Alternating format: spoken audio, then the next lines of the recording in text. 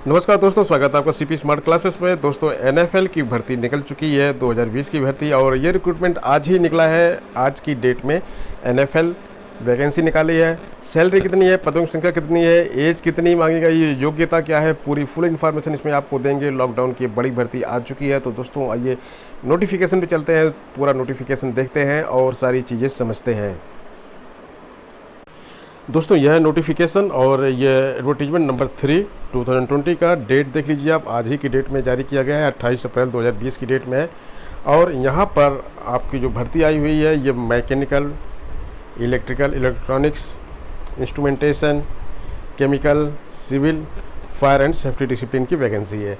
तो यहाँ पे देखिए टेबल जो बना हुआ है, इसमें आप देख सकते हैं कि इंजीनियर की पोस्ट की वैकेंसी है। इवन लेवल होता है मतलब एग्जीक्यूटिव लेवल 1।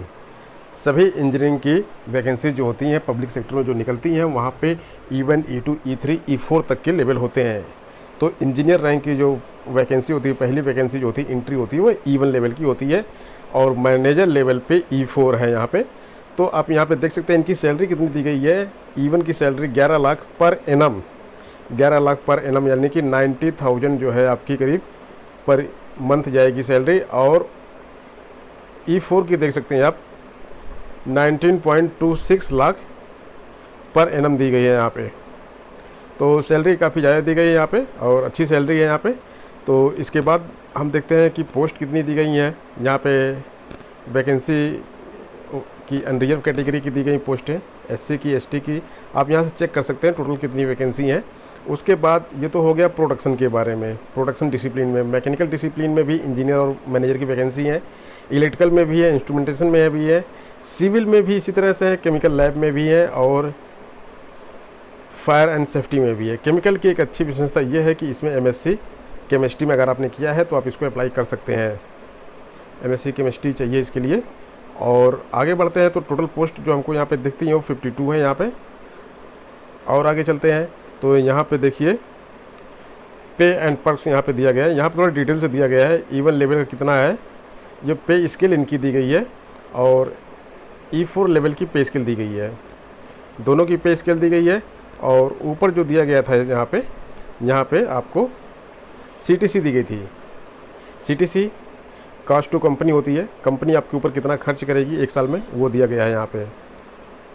और इसके बाद जब और नीचे आते हैं तो यहाँ पे हमें और भी चीज़ें दिखाई देती हैं। यहाँ पे जो मिनिमम एलिजिबिलिटी क्राइटेरिया दिया गया है 31 मार्च 2020 तक का, आपके लिए क्या होना चाहिए ये यहाँ पे दिया गया है। इंजीनियर प्रोडक्शन की पोस्ट के लिए, मैनेजर प्रोडक्शन की पोस्ट के लिए मिनिमम 60% में आपकी डिग्री होनी चाहिए, केमिकल इंजीनियरिंग की, केमिकल टेक्नोलॉजी की, या फिर AMIE आपने केमिकल इंजीनियरिंग में किया हो।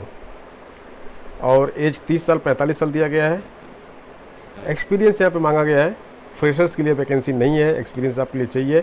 1 साल का एक्सपीरियंस चाहिए, और 9 साल का एक्सपीरियंस मैनेजर के लिए चाहिए, 1 साल का एक्सपीरियंस इंजीनियर के लिए चाहिए। तो आप देख लीजिए आपकी एक्सपीरियंस जो है, आप इसकी जो एक्सपीरियंस के लिए क्राइटेरिया है वो फुलफिल आप कर रहे हैं कि नहीं। इस नोटिफिकेशन का ये जो एडवर्टीजमेंट आप देख रहे हैं, इसका लिंक मैं आपको डिस्क्रिप्शन बॉक्स में दे दूंगा, वहाँ से आप डायरेक्टली क्लिक करके इसको डाउनलोड करके पूरा देख सकते हैं।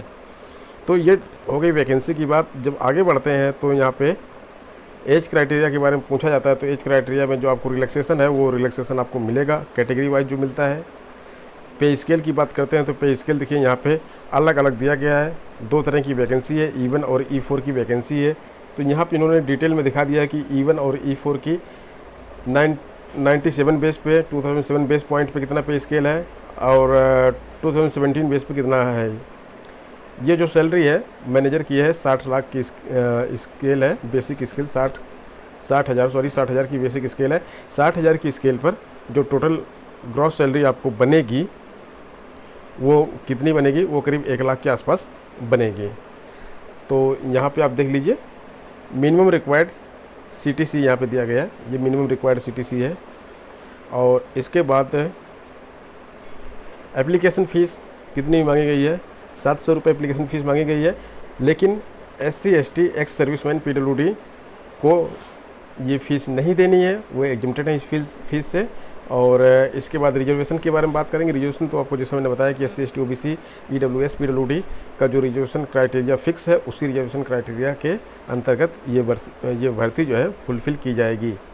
तो ये सारी इन्फॉर्मेशन हो गई। और यहाँ पे जो है कुछ और इन्फॉर्मेशन दी गई है जो आपको लगानी है, डॉक्यूमेंट्स वगैरह जो लगाने हैं आपको, ये सब यहाँ पे दिया गया है कि कौन कौन से डॉक्यूमेंट्स आपको लगाने हैं। ये 9 प्रकार के डॉक्यूमेंट आपको लगाने हैं, इनको आप देख लीजिएगा और इनको फॉर्म के साथ साथ लगाना है। Short listing and selection procedure यहाँ पे दिया गया है। तो शॉर्ट लिस्टिंग कैसे करेंगे?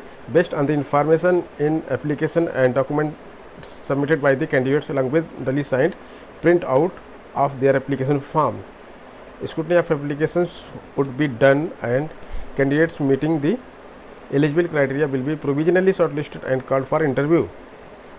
तो आप जब एप्लीकेशन फॉर्म भरेंगे उसके साथ डॉक्यूमेंट ये 9 तरह के अटैच करेंगे, उसको जब भेजेंगे तो वहाँ पे शॉर्ट लिस्टिंग की जाएगी कि आपको इंटरव्यू बुलाया जाएगा कि नहीं बुलाया जाएगा। जब आपको इंटरव्यू बुलाया जाएगा तो आपको इंटरव्यू लिया जाएगा आपको इंटरव्यू, उसके बाद आपको ज्वाइनिंग दी जाएगी। और इंटरव्यू अगर आपको बुलाया जाएगा तो पर्सनल इंटरव्यू, तो इसमें मिनिमम एवरेज 50% मार्क्स इंटरव्यू आपको लाना होगा। और ये जनरल इंस्ट्रक्शंस भी कुछ दी गई हैं, इसकी गाइडलाइंस को भी आपको फॉलो करना है।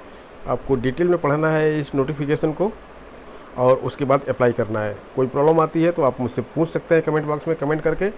तो फ्रेंड्स, अगर अपने इस फॉर्म को भरना है तो जल्दी कीजिए और इस फॉर्म की लास्ट डेट निकलने से पहले आपको भर देना है। आज ही फॉर्म आया है, अभी इसमें टाइम है। आराम से इस फॉर्म पूरी वैकेंसी को पूरा भर लीजिएगा, पूरा देख लीजिएगा और पढ़ लीजिएगा, पूरा समझ लीजिएगा, उसके बाद ही इसको अप्लाई करिएगा। तो दोस्तों, मिलते हैं नेक्स्ट वीडियो में एक नई अपडेट के साथ।